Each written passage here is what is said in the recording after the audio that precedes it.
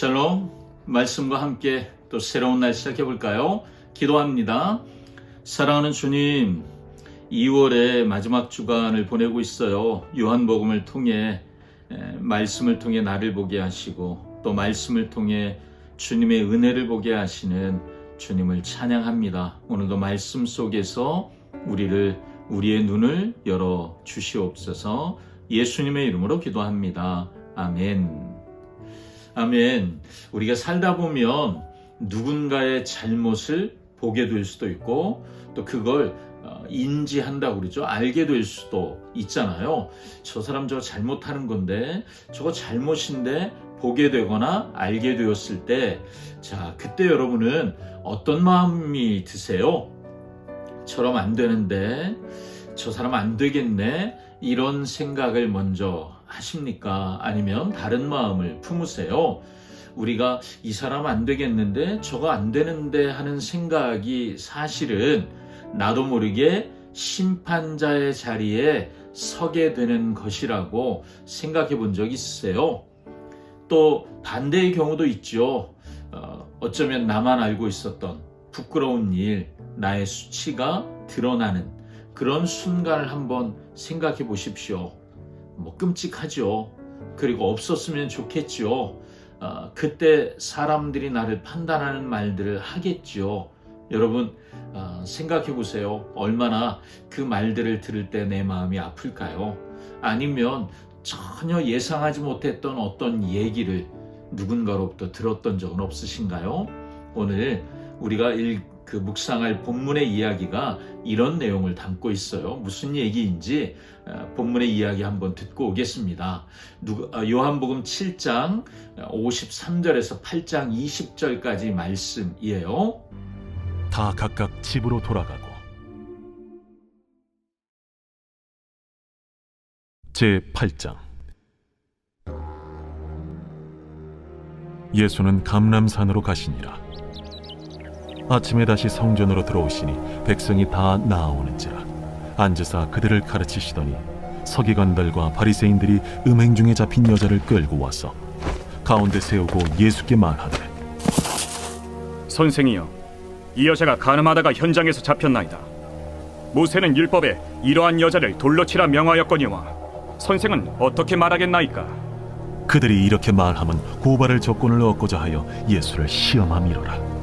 예수께서 몸을 굽히사 손가락으로 땅에 쓰시니 그들이 묻기를 맞이아니하는지라. 이에 일어나 이르시되, 너희 중에 죄 없는 자가 먼저 돌로 치라. 다시 몸을 굽혀 손가락으로 땅에 쓰시니 그들이 이 말씀을 듣고 양심의 가책을 느껴 어른으로 시작하여 젊은이까지 하나씩 나가고 오직 예수와 그 가운데 섰는 여자만 남았더라. 예수께서 일어나사 여자 외에 아무도 없는 것을 보시고 이르시되, 여자여, 너를 고발하던 그들이 어디 있느냐? 너를 정죄한 자가 없느냐? 주여, 없나이다. 나도 너를 정죄하지 아니하노니 가서 다시는 죄를 범하지 말라. 예수께서 또 말씀하여 이르시되, 나는 세상의 빛이니 나를 따르는 자는 어둠에 다니지 아니하고 생명의 빛을 얻으리라. 바리새인들이 이르되, 네가 너를 위하여 증언하니 네 증언은 참되지 아니하로다. 내가 나를 위하여 증언하여도 내 증언이 참되니 나는 내가 어디서 오며 어디로 가는 것을 알거니와 너희는 내가 어디서 오며 어디로 가는 것을 알지 못하느니라. 너희는 육체를 따라 판단하나 나는 아무도 판단하지 아니하노라. 만일 내가 판단하여도 내 판단이 참되니 이는 내가 혼자 있는 것이 아니오 나를 보내신 이가 나와 함께 계심이라. 너희 율법에도 두 사람의 증언이 참되다 기록되었으니 내가 나를 위하여 증언하는 자가 되고 나를 보내신 아버지도 나를 위하여 증언하시느니라. 네 아버지가 어디 있느냐? 너희는 나를 알지 못하고 내 아버지도 알지 못하는도다. 나를 알았더라면 내 아버지도 알았으리라. 이 말씀은 성전에서 가르치실 때에 헌금함 앞에서 하셨으나 참는 사람이 없으니 이는 그의 때가 아직 이르지 아니하였음이로라. 아멘. 어제까지 우리가 초막절 이야기를 나누었잖아요. 그리고 이제 오늘의 이야기는 초막절 바로 다음 날 아침에 있는 이야기예요. 예루살렘의 성전 뜰에 사람들이 몰려들고 예수님이 사람들에게 뭔가를 이제 가르치시려고 하는 순간에 긴박한 일이 일어나지요. 서기관들과 바리새인들이 한 여자를 끌고 와서 이렇게 말합니다. 선생이여, 이 여자가 간음하다가 현장에서 잡혔나이다. 그들은 뭔가 정의롭게 지금 잘못을 드러내고 바로잡으려고 하는 의도가 아니었던 것을 우리가 볼 수 있습니다. 6절에 이렇게 말하잖아요. 고발할 조건을 얻고자 하여 예수를 시험함이러라. 자, 완벽한 함정이죠. 돌로 쳐라 이러면 로마법에 저촉되는 거예요. 당시 유대인에게는 사형을 집행할 권한이 없었습니다. 그러니까 죽이라고 말할 수 없죠. 용서하라 이렇게 예수님이 말씀하신다면 이건 또 모세의 율법, 간음하다가 잡힌 사람을 돌로 치라는 모세의 율법을 어기는 일이 되는 거잖아요. 어느 쪽을 선택해도 예수님이 곤경에 빠질 수 있는 정말 기가 막힌 사건을 딱 들고 온 거예요. 그들에게 이 여자는 예수님을 넘어뜨리기 위한 도구 이하도 이상도 아닌 거죠. 그들에게 이 여자가 한 인격체가 아니라는 거예요. 예수님을 잡기 위한 도구로 쓰일 뿐이라는 거죠. 자, 여러분, 이 섬뜩한 모습 속에 예수님은 아무 말씀 안 하시고 그리고 몸을 굽히셔서 손가락으로 땅에다 뭔가를 쓰셨다고 오늘 본문은 말하잖아요. 무엇을 쓰셨을까요? 누군가는 십계명을 쓰셨다.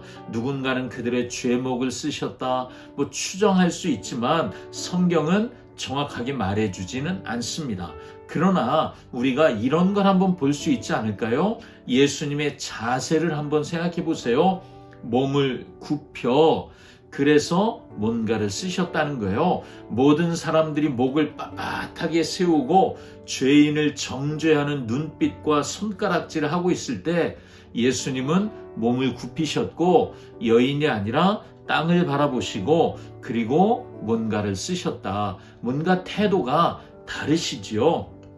그렇게 다그치는 사람들 가운데 예수님이 드디어 일어나서 한마디 하시죠.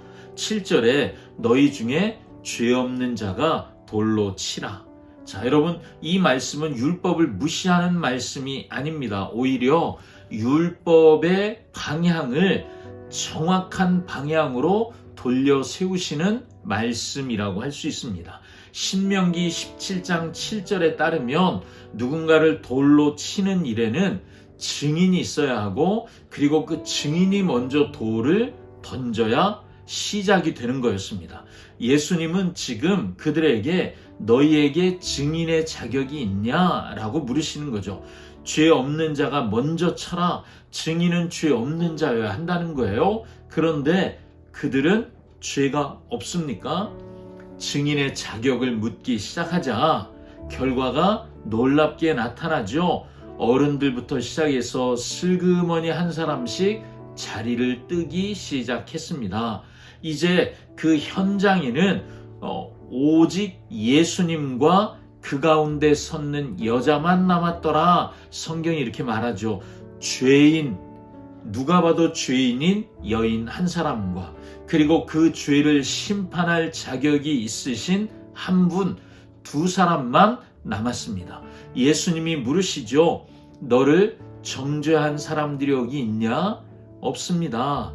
그리고 예수님이 선포하시죠. 11절에 나도 너를 정죄하지 아니하노니 가서 다시는 죄를 범하지 말라. 자, 여러분, 유일하게 돌을 들 자격이 있는 분, 그분이 예수님이잖아요. 죄 없으신 분이니까.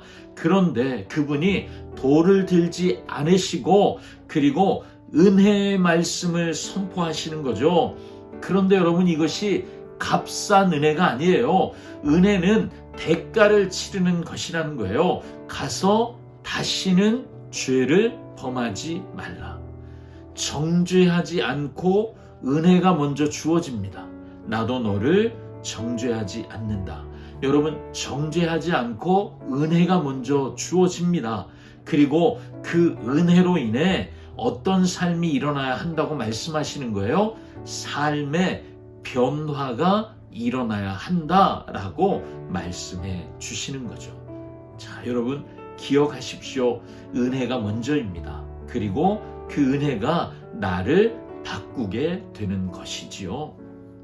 이 사건 후에 예수님이 12절에 의미 있는 말씀을 선포하시죠. 나는 세상의 빛이니 나를 따르는 자는 어둠에 다니지 않고 생명의 빛을 얻으리라. 자, 이 말씀을 어디서 말씀하셨냐 하면요.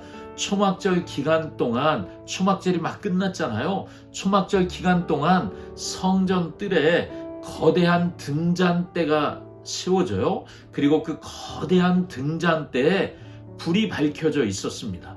누구나 그 빛을 볼 수 있는 거죠. 광야에서 이스라엘 백성을 인도하셨던 불기둥, 그걸 상징하는 거대한 등대가 세워지는 거죠. 바로 그 장소, 그곳에서 그 상징, 불기둥을 상징하는 그 앞에서 예수님이 뭐라고 말씀하세요? 내가 그 빛이라는 거예요. 내가 그 빛이라는 거예요. 어떤 빛이요? 광야에서 인도한 그 빛이요. 그랬더니 바리새인들이 갑자기 반발하기 시작합니다. 내 증언은 참되지 않다. 13절에 시비를 걸죠. 그들은 육체를 따라서, 예수님 표현에 의하면 육체를 따라, 즉 눈에 보이는 대로만 판단하기 때문에 그들은 너의 증언은 참되지 않다 이렇게 말하고 있는 거예요. 그런데 예수님이 이런 말씀을 하세요. 나는 혼자가 아니라 나를 보내신 아버지와 함께 있다. 자, 왜 이 말씀을 갑자기 하셨을까요?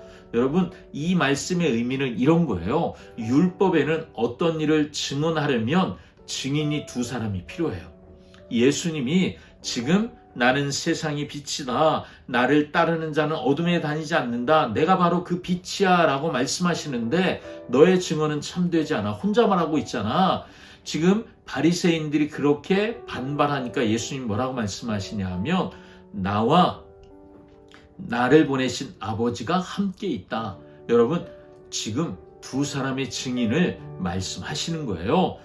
율법이 원하는 두 증인을 충족시키는 인간의 증언이 아니라 아버지와 아들, 나를 보내신 아버지가 증인이시고 내가 증인이다. 이 연합된 증인들의 증언이 참되다라고 말씀하시는 거죠. 자, 여러분, 요한복음이 기록될 당시에 이 요한복음을 읽고 있는 요한 공동체는 1세기 후반의 요한 공동체는요, 늘 말씀드리지만 회당에서 쫓겨났습니다. 그리고 유대 종교 지도자들이 쫓아내며 그들을 정죄했습니다. 그들이 틀렸다는 거죠. 너희가 하나님 편에 서지 않았다는 거예요. 그래서 그들은 예수님을 믿고 떠났지만 그들 안에 질문이 있어요. 누가 진짜 하나님 편이지? 우리가 하나님 편 맞아? 그런데 오늘 본문이 이렇게 들리지 않았을까요? 종교 권력자들이 너희들을 정죄하며 회당에서 쫓아낼 때 그때 기억해라. 진정한 심판자는 그들이 아니라는 거죠. 심판자는 사람이 될 수 없다는 거예요. 아버지께서 보내신 아들만이 심판자이신데 그 심판자가 정죄하냐? 쫓아내냐? 지금 이 여인의 사건을 기억해라. 뭐라고요? 은혜를 베푸신다. 너희의 심판자는 은혜를 베푸시는 분이다. 그래서 너희를, 죄 많은 너희를 용납하셨고 너희를 지금도 정죄하지 않으신다. 그러니 너희는 정죄하지 않으시는 그분을 믿음으로 바라보고 쫓아야 한다. 다시는 죄를 짓지 말라. 삶의 변화가 있는 변화된 삶을 살아야 한다. 이 메시지를 그들이 듣고 있게 되는 거죠. 그래서 세상의 빛이라는 말씀, 어둠에 있지 않다라는 말씀이 새롭게 들리는 거예요. 그렇지, 우리가 어둠에 있지 않고 빛 가운데 있지. 그러니까 빛에 속한 자답게 살아야지. 우리도 마찬가지죠. 여러분, 우리는 유일하게 죄 없으신 예수님의 은혜로 구원받은 사람들입니다. 예수님은 하늘의 보좌에서 내려오셔서 죄인들 한가운데 서셔서 정죄하지 않으시고 은혜를 베풀어 주셨습니다. 여러분, 이것이 예수님을 통해 우리에게 주어진 복음입니다. 나도 너를 정죄하지 아니하노니, 이 말씀이 가능한 것은 이 여자가 받아야 할 정죄를 예수님이 친히 지시게 되실 것이기 때문이죠. 예수님은 정죄하지 않으십니다. 왜요? 그 죄값을 예수님이 감당하실 것을 아시고 담당해 주셨기 때문입니다. 그래서 은혜는 값싸지 않습니다. 예수님이 자신의 생명값을 치르며 우리 죄값을, 정죄를 받으셨기 때문이죠. 로마서 8장 1절 우리가 잘 알지요. 그러므로 이제 그리스도 예수 안에 있는 자에게는 결코 정죄함이 없나니 나도 너를 정죄하지 않는다. 이 복음이 우리에게 주어졌습니다. 여러분, 과거의 실패가 나를 또다시 정죄받을 사람인 것처럼 규정하고 있습니까? 그래서 죄책감 때문에 숨고 계십니까? 주님이 정죄하지 않으십니다. 주님 앞에 나오십시오. 하나님, 나는 죄인입니다. 그렇지만 예수 그리스도의 십자가의 은혜로 다시 새롭게 되었습니다. 이 믿음의 고백을 선포하십시오. 그리고 오늘도 예수님이 그렇게 하신 것처럼 우리도 빛 가운데 정죄하지 않는 삶을 살아야 할 줄 믿습니다. 기도하겠습니다. 사랑하는 주님, 내 눈에 들보는 보지 못하고 남의 눈에 티를 보며 정죄의 돌을 늘 손에 쥐고 있었던 나의 교만함을 죄로 인정하고 회개합니다. 죄 없는 자가 먼저 치라는 주님의 말씀 앞에 똑같은 부끄러움과 수치를 느끼게 됩니다. 주님, 다시 죄의 어둠에 거하지 않고 세상의 빛 되신 예수님을 따라 빛 가운데 살아가는 우리가 되기를 원합니다. 예수님의 이름으로 기도합니다. 아멘. 아멘. 오늘 하루도 빛 가운데 행복하게 승리하십시오. 샬롬.